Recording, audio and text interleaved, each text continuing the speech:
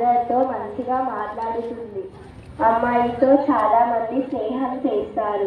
ఎవరైనా ఆపదలో ఉన్నారు అంటే తనకు తోచినంత తాను సహాయం చేస్తుంది. ఆమె ఎప్పుడు అందరినీ ప్రశ్నిస్తుంది.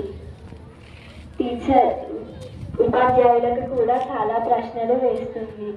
ఎక్కడికైనా వెళ్తే కూడా తనతో ఎవరు వెళ్తే వాళ్ళకి చాలా ప్రశ్నలు వేస్తుంది. ఒకరోజు తనను తానే ప్రశ్నించుకుంది. ఆడవాళ్ళకి మగవాళ్ళకి తేడా ఏంటి?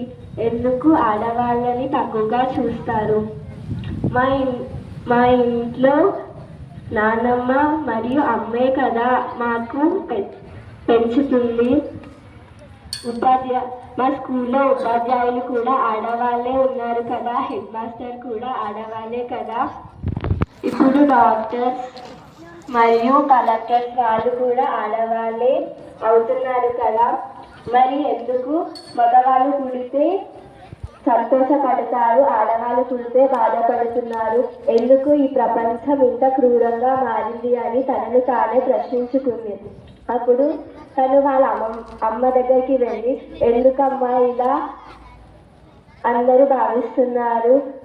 నేను బయటకి వెళ్తే కూడా అందరూ నువ్వు మొగరాయిగా ఎందుకు బయటికి వెళ్తున్నావు అని బాధపడుతూ వాళ్ళ అమ్మను అడిగింది.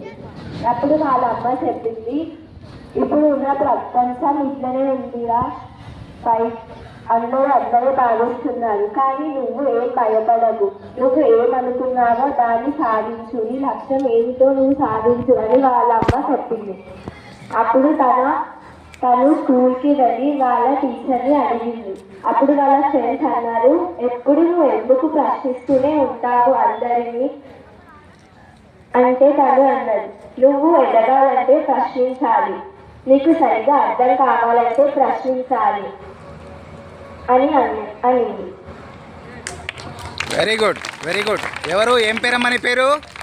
ఏం పేరు నీ పేరు? ఏ క్లాసు? ఏ స్కూలు? వెరీ గుడ్, వెళ్ళండి. స్టోరీ అర్థమైంది అందరికి?